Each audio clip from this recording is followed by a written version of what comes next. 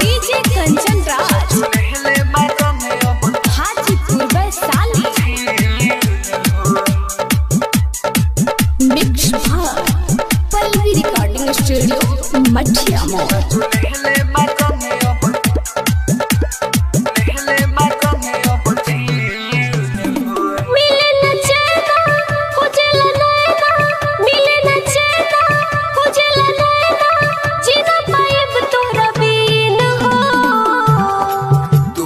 बिंदिया हमारो निंदिया साचुल हिले बजाने अब छीन हो। तुहार बिंदिया हमारो निंदिया साचुल हिले बजाने अब छीन हो।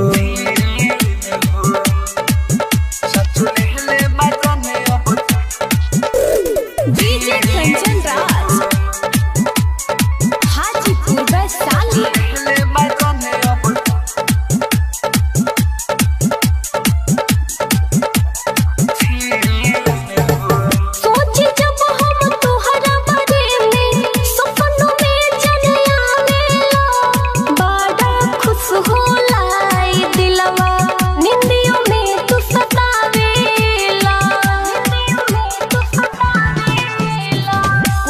तोहर मुसकिए जान दिल पे हमारा अटैच हो।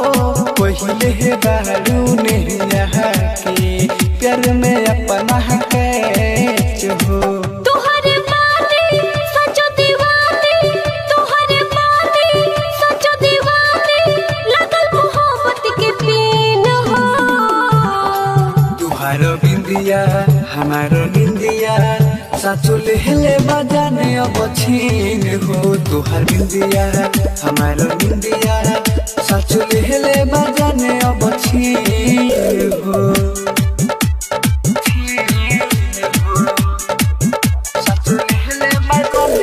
डीजे कंचन राज हाजीपुर वैशाली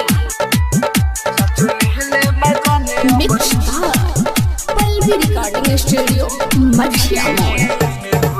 दिल के बात बताओ तानी हो गइल बा प्यार हो। कोहेलियो की तोहरे बानी तू हो जा हमार हो। हो जा हमार हो। हमारा जीत अकेला हो प्यार में धोखा ना देला हो। गुड्डू बोला देना छोटू संगवा हरदम खुश रहेला हो। जब से देखनी गम के फेंकनी जब से देखनी गम के फेंकनी आई बाहर वाला दिन हो। तुहारो बिंदिया हमारो निंदिया साचुल हिले बजाने अब छीन हो। तुहार बिंदिया हमारो निंदिया साचुल हिले बजाने अब छीन हो। तुहारो बिंदिया हमारो निंदिया साचुल हिले बजाने अब छीन हो। तुहार बिंदिया